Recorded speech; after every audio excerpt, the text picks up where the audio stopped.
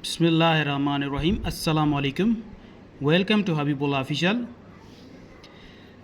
आज मैं आपको एसएसटी के सिलेबस के बारे में डिटेल के साथ इस वीडियो में बताऊंगा और इस वीडियो को स्किप ना करें, कंप्लीटली देखें, क्योंकि मुझे पता है काफ़ी सारे दोस्तों को एसएसटी के सिलेबस के बारे में पता होगा, क्योंकि काफ़ी सारी वीडियोस भी बनी हुई हैं।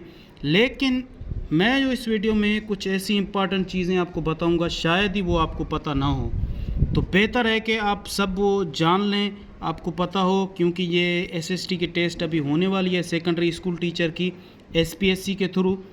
तो असल जो बात है, असल जो चीज़ें हैं वो ये हैं कि क्राइटेरिया या oblique rules for written test, यानी क्राइटेरिया क्या है रिटन टेस्ट को पास करने के लिए। सबसे पहले इंपॉर्टेंट चीज़ ये है आपके समझने के लिए कि आप इसको समझें अच्छी तरह से कि क्राइटेरिया या रूल्स कौन कौन से हैं।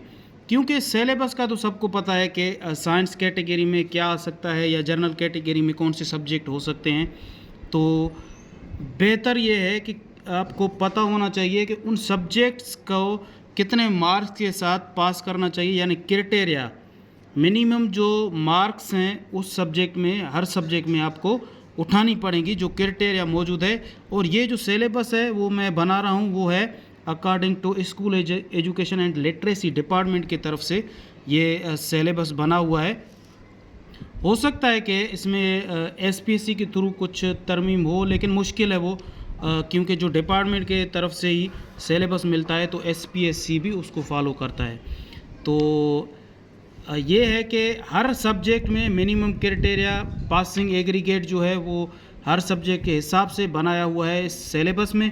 तो वो मैं सबको आज इस वीडियो में सबको डिटेल के साथ बताऊंगा। और इसके अलावा इसको स्किप ना करें, स्टेप बाय स्टेप सब कुछ आप देख लें, वीडियो को कंप्लीट देखें। और चैनल पे नए तो चैनल को ज़रूर सब्सक्राइब करें। इंशाल्लाह काफ़ी सारी चीज़ें आपको मिलेंगी इसमें।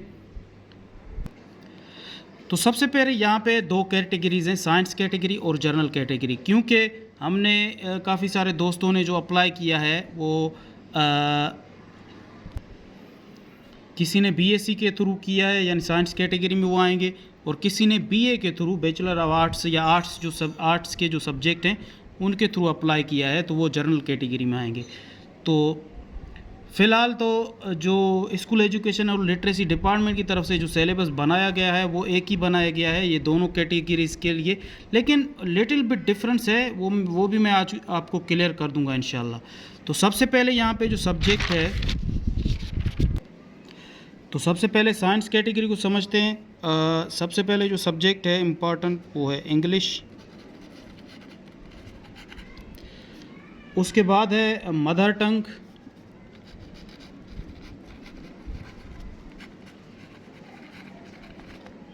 मदर टंग यानी सिंधी या उर्दू, जिनकी सिंधी है मदर टंग तो उनके लिए सिंधी होगा, और जिनका उर्दू है तो उनके लिए उर्दू में पेपर होंगे और उर्दू के ही सवालात होंगे। नंबर 3 पे जो सब्जेक्ट है वो है सोशल स्टडीज़।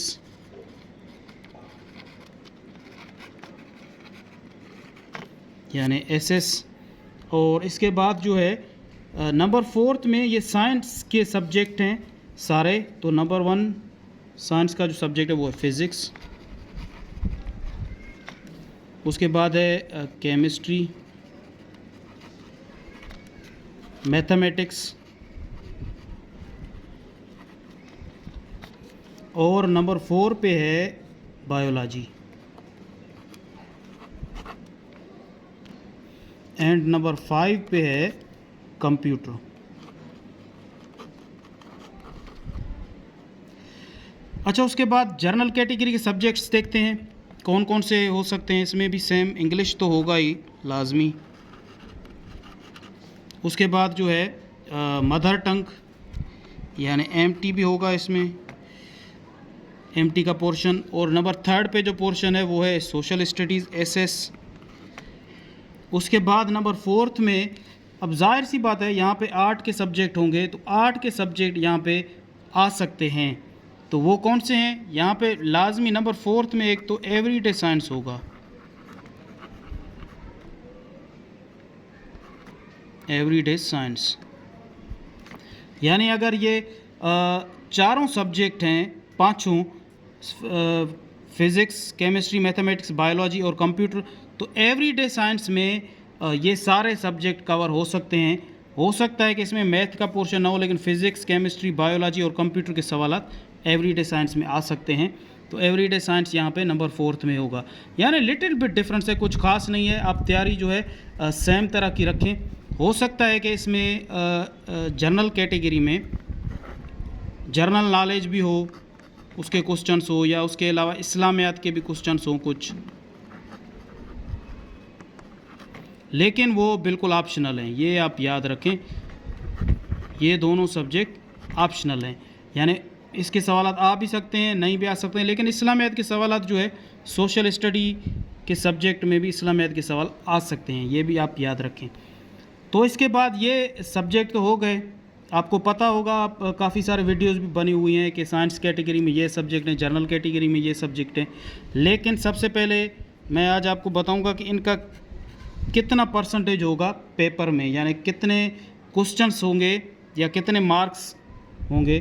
तो ये इंग्लिश का जो है 20% होगा, मदर टंग ये भी 20% होगा।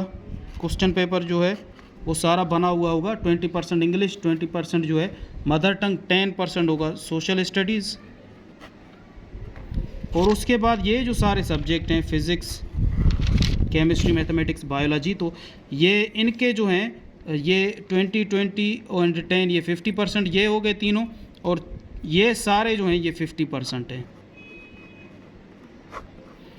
यानी 50% सवालात जो होंगे वो इन सब्जेक्ट्स में होंगे, और 50% 20% इंग्लिश के, मदर टंग के 20 और सोशल स्टडी के 10। सेम क्राइटेरिया यहाँ पे भी होगा लागू। इंग्लिश के 20%, मदर टंग के 20, सोशल स्टडी के 10 और एवरीडे साइंस के 50% आ सकते हैं क्वेश्चंस। ये आप याद रखें, क्योंकि एवरीडे साइंस है वो काफ़ी वसी है, वो काफ़ी सारे साइंस के सब्जेक्ट्स को कवर करता है। जैसे फिज़िक्स है, केमिस्ट्री है, बायोलॉजी है या कंप्यूटर है, इसके सवालात एवरीडे साइंस में आ सकते हैं। अब देखें, हमने जो सिलेबस है उसके बारे में तो जान लिया, बात कर ली उसके बारे में। यानी ये सारे सब्जेक्ट ये साइंस कैटेगरी के, इसमें जो है जनरल कैटेगरी के ये आ सकते हैं, उसमें ऑप्शनल जीके वगैरह भी आ सकते हैं। कोई मसला नहीं है, वो आप वैसे भी तैयारी कर लें तो वो बेहतर है। साइंस कैटेगरी वालों के भी लिए भी बेहतर है कि वो जनरल नॉलेज और करंट अफेयर की तैयारी करें, तो बेहतर है उनके लिए भी।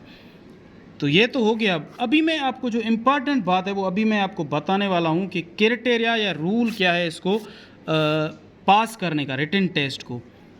तो सबसे पहले जो क्राइटेरिया है वो ये कहता है, according to school education and literacy department के थ्रू जो सिलेबस बनाया गया है वो उसके थ्रू जो है वो है कि 45% आपको मिनिमम पास करने पड़ेंगे हर कैटेगरी। यानी हर जो सब्जेक्ट है, हर सब्जेक्ट को आप 45% तक उसके मार्क्स ले आएँ या उसको पास कर लें, तो आपकी जो एलिजिबिलिटी है वो बन सकती है फॉर इंटरव्यू के लिए। तो यहाँ पे भी ये 50% ऑल सब्जेक्ट्स हैं, लेकिन ऑल सब्जेक्ट्स के 45% आपको मार्क्स जो है वो लेने पड़ेंगे, नहीं तो आप फेल डिक्लेयर हो जाएंगे। तो यहाँ पे मैथमेटिक्स ये हो गया, बायोलॉजी 45% ये, और 45% जो है।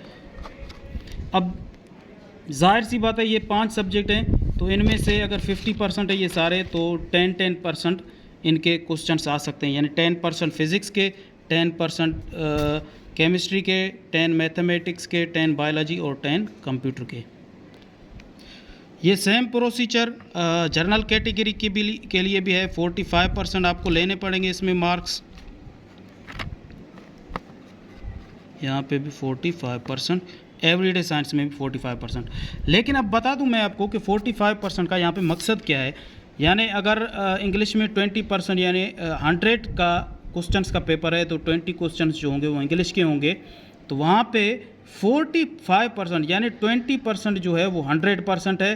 तो 45% आपको जो है मिनिमम क्राइटेरिया क्लियर करना होगा, क्वेश्चंस करेक्ट उनके आंसर्स देने होंगे, वो पास करने होंगे। क्योंकि अगर 20 क्वेश्चंस हैं तो 9 क्वेश्चंस आपको जो है इंग्लिश के करेक्ट उनका जो है आंसर आपको निकालना पड़ेगा, करेक्ट मार्क करना पड़ेगा जो उनका आंसर है। अगर आप इंग्लिश में 9 क्वेश्चन से यानी 8 या 7 अगर करेक्ट करते हैं, बाकी आपके गलत हो जाते हैं, तो फिर आपके लिए मसला हो सकता है। ये असल बात ये है समझने की।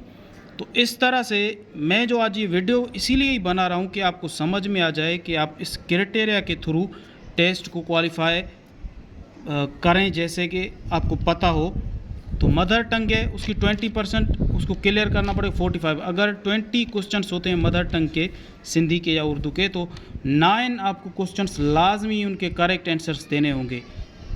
अगर आप 7, 8 या 6 करेक्ट देते हैं, बाकी आपके गलत हो जाते हैं 20 में से, तो हो सकता है कि आप इनएलिजिबल हो जाएं, आपको जो है इंटरव्यू में नहीं बुलाया नहीं जाएगा, आपको फेल डिक्लेयर किया जाएगा रिटन टेस्ट में।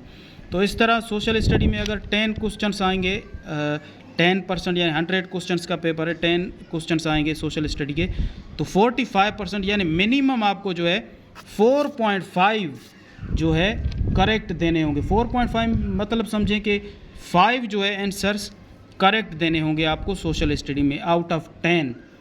तो अगर 5 आप नहीं देते हैं, 2 देते हैं, 3 देते हैं, तो फिर भी आपको फेल डिक्लेयर किया जा सकता है। ये बड़ा मसला है सबके लिए, इसको आप गौर से समझें। और इसको जो है मैं ये वीडियो इसीलिए बना रहा हूँ कि आप अपनी तैयारी जो है प्रिपरेशन अच्छी तरह से कर लें, जैसे कि आपको आगे मसला नहीं हो।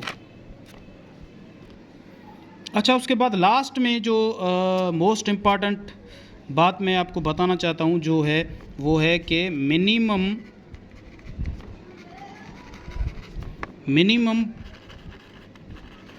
पासिंग जो मार्क्स आपके होने चाहिए रिटन टेस्ट ऑफ एसएसटी की, तो उसमें आपके 55% मार्क्स होने चाहिए। 55% मार्क्स अगर आप नहीं लाते हैं तो समझें आपको डिक्लेयर किया जाएगा फेल। ये आप अच्छी तरह से समझ लें।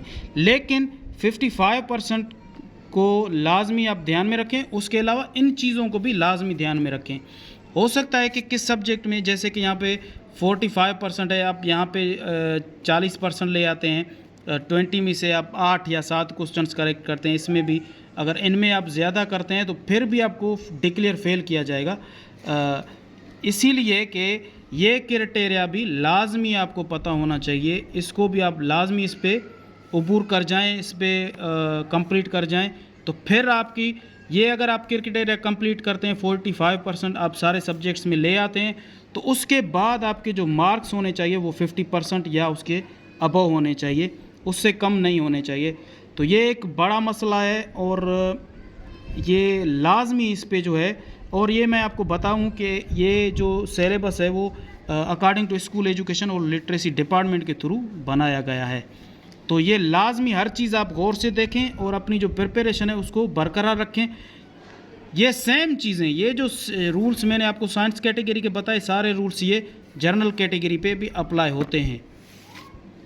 तो इसके अलावा अगर इसके हवाले से कोई भी आपका सवाल हो तो कमेंट करें, पूछें। अगर वीडियो अच्छी लगे तो दोस्तों लाइक करें और सबके साथ शेयर करें, और मुझे भी दुआ में याद रखें। अल्लाह हाफिज़।